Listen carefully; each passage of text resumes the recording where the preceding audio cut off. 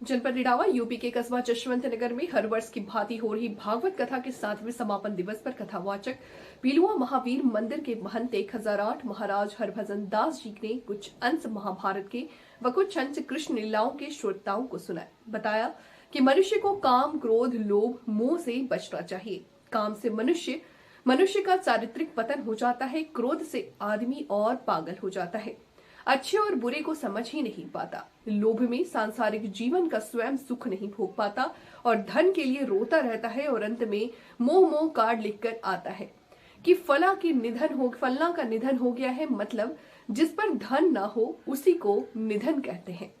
अंत में मोह आता है। बोलो, इसी के कारण महाभारत हुआ था। धृतराष्ट्र के पांडु की मौत के कारण गद्दी पर बैठाया जाता है।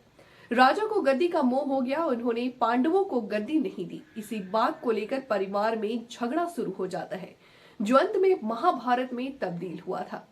उसी में दान वीर करने की कथा जरसिंह वध द्रौपदी चीरहरण हुआ। चीरहरण पर बोले, जुआ एक राजसीय बीमारी थी, इससे बचना चाहिए था, पर जुआ हुआ।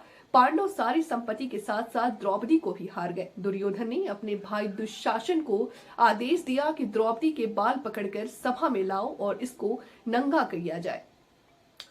तब द्रौपदी को भी अपने पतियों की ताकत का अभिमान था। जब वो कुछ ना कर सके तब उन्हें कृष्ण को मन ही मन में याद करना पड़ा।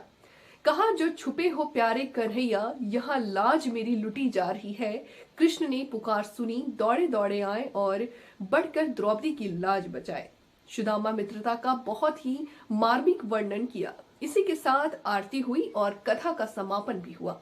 अंत में खुशी के पल भी आए। समापन के बाद भक्तों ने नाच गाना भी किया।